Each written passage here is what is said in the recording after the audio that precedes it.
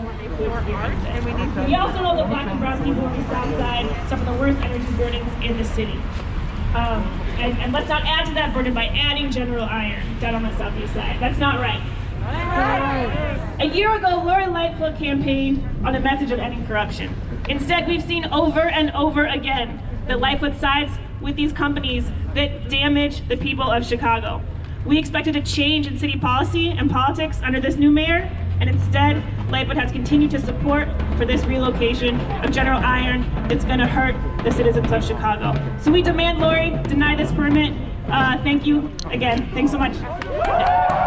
Amika Tendaji, Chicago Black Lives Matter. Give her a round of applause. Hey, I'm Amika Tendaji. I'm with Black Lives Matter Chicago, but I'm also a co-founder of an organization called Ujima Medics. And we teach bystander first response for gunshot wounds, but also asthma. So I spent the last couple of years going to a lot of schools and asking young people if they have asthma, and if they have access to an inhaler. And if they had an asthma attack in that moment, what would happen? Who would take care of them? How would they go about this? And I can definitely tell you the South Side and the Southeast Side have incredibly high rates that just should not be happening anymore of asthma. And every now and again, you know, there are these asthma attacks that I get through that work that have been fatal, that really weigh on my heart. To hear that a young child has passed away from something that nobody should be passing away from anymore. We have got to stop having an acceptable amount of Black and brown people dying for a little bit of profit that does not get to those communities, that doesn't get to those people. The acceptable number for children to have exacerbated asthma, to have respiratory issues in a respiratory pandemic is zero. It's zero. There's nothing that General Iron is going to do for that community. It is nothing that it is going to do to help those people, that it will not uplift the Southeast Side. And we got to get over that those brown people are the throwaway brown people. That the Black and brown people that live on the Southeast Side in that toxic donut are the throwaway people. It is time for us to really say Black Lives Matter, Brown Lives Matter, your struggle is my struggle, tu lucha es mi lucha, and make sure that we can breathe. An entire globe resonated with George Floyd's death and rose up saying Black people deserve to breathe. So we are demanding that Lightfoot not issue this permit. We are demanding that Black and brown people get to breathe, and actually already the conditions of environmental racism that are on the Southeast Side be mitigated. And that those communities be able to grow and those children be able to breathe. Thank you. Billy Drew from Neighbors for Environmental Justice in McKinley Park. Please give a warm welcome. Thank you so much, Olga. Thank you so much to the community who came out today to support and show solidarity with the Southeast Side. Make some noise, everybody. We're coming out today to tell Lori Lightfoot no to General Iron. I'm from McKinley Park, a neighborhood on the Southwest Side. As you can see on this map here, the city admits that there is a problem, but they're doing nothing about it. Right here is the Southeast Side. This is the Southwest Side, and it's all red. Because those are the people that are suffering the most from lead in our water, from chemicals in our air, from particulate matter in our air that we're breathing in, that our babies are breathing in so much more. Our asthma rates in Southeast Side are 40% higher than the asthma rates in Ravenswood. That ain't right. So that's why we're here to say no to General Iron, to tell Lori Lightfoot to stop this once and for all. Because look around us, we're Black, we're brown, we're white, we're Asian, young and old, all coming together. And this is how we are gonna say no and push back and tell her, if you don't do anything, we're gonna vote you out. And we're gonna flip the city council, because I see so many people here who could run for office and take out that alderman that's voting 100%. Our alderman, George Cardenas, took $50,000 from Matt Asphalt Plant that came to our community without any notice, without a community meeting whatsoever, right across the street from a beautiful park, 1,000 feet, less than 1,000 feet from the nearest home and a K through 12 school, okay? How are they gonna do that and move a facility like General Iron to the southeast side without any type of process, without any type of input? So once again, thank you so much for coming out. And we're gonna keep continuing to build and fight this injustice. Thank you so much, Olga. Please welcome V.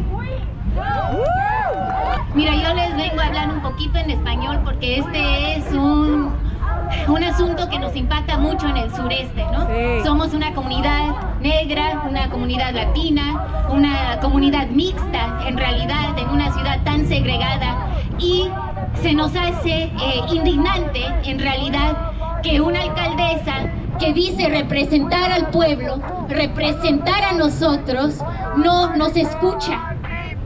Nosotros ya llevamos 2 años diciendo que no queremos a General Iron en nuestra comunidad y en ninguna comunidad.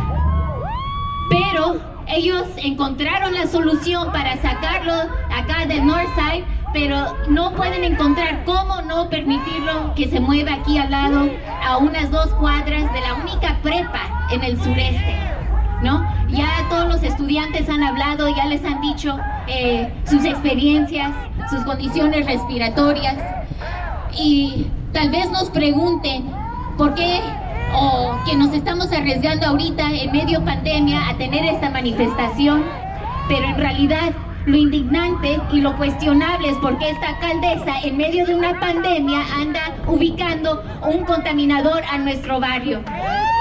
No tiene ningún sentido eso. ¿Y por qué también nuestros representantes locales, a los older people como le dicen, porque ellos tampoco alzan nuestras voces? Porque para eso están, nosotros los votamos y a nosotros nos tienen que responder, pero ya lo sabíamos, ¿no? Como dijo Oscar, power concedes nothing without demand. El poder concede nada sin lucha, y estamos aquí en un día de lucha. Avalancha. I know the sound of trees falling, of branches fractured, avalanching.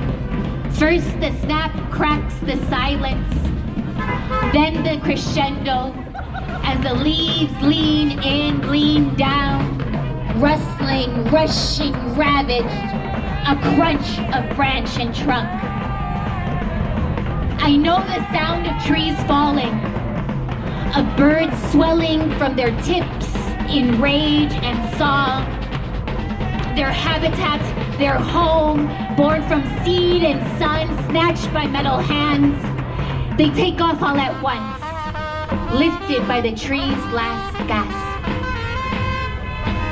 I know the sound of trees falling.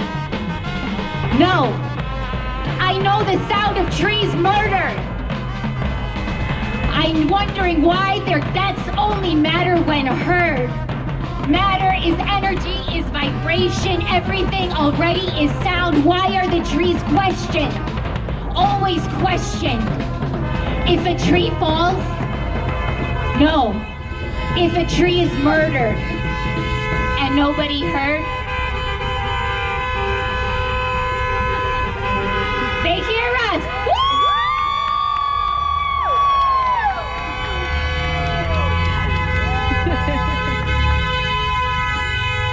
I know the sound of trees murdered because utility, because birthplace, because magnificent. To make way, as they say, for nice homes structured with steel and cement in the name, as they say, of progress. That green with no roots, that shine sans espiritu. I know the sound of trees murdered. It sounds like home. Sounds like glass shattering, making cracked sidewalks cosmic. Emerald ivy billowing from buildings marked with an X for demolition. What strange map ends with emptied homes?